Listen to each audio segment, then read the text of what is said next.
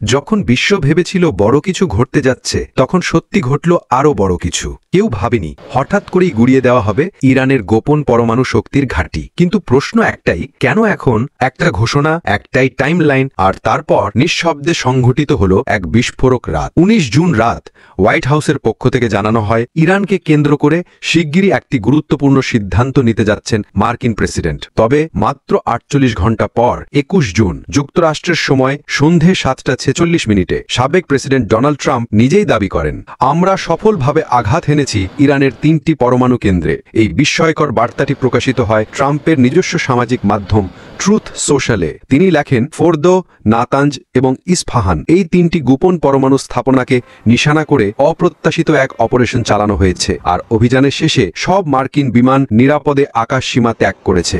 Reuters সূত্রে জানা যায় এই হামলায় অংশ নেয় B-2 স্টেলথ বোমারু বিমান, যাদের একমাত্র কাজ শত্রুর চোখকে ফাঁকি দিয়ে কাজ শেষ করে ফেরা। ট্রাম্প আরও দাবি করেন, ফোর্দোর মতো সুরক্ষিত স্থাপনাও আর রইল না, সব ধ্বংস হয়ে গেছে। এদিকে হামলার পরিকল্পনার ইঙ্গিত আগেই দিয়েছিল মার্কিন সংবাদ মাধ্যম CBS ও ওয়াল স্ট্রিট জার্নাল। তবে ১৯ জুন পর্যন্ত হোয়াইট হাউস সরাসরি কোনো হামলার সিদ্ধান্তে পৌঁছায়নি বলে জানা যায়। মাত্র কয়েকদিন আগে হোয়াইট হাউসে ট্রাম্পকে সরাসরি প্রশ্ন করা হয়েছিল তিনি কি ইরানের সামরিক পদক্ষেপ নিচ্ছেন। উত্তরে এড়িয়ে যান তিনি, শুধু বলেন আমি করতেও পারি আবার নাও পারি। তারপর ট্রুথ সোশ্যালে এক পোস্টে মন্তব্য করেন, ইরান নিয়ে ওয়াল স্ট্রিট জার্নাল যা বলছে তা সম্পূর্ণ ভিত্তিহীন। কিন্তু আজ ঘটনা প্রবাহ যেন তারই বিপরীত সত্যের খোঁজ দেয়।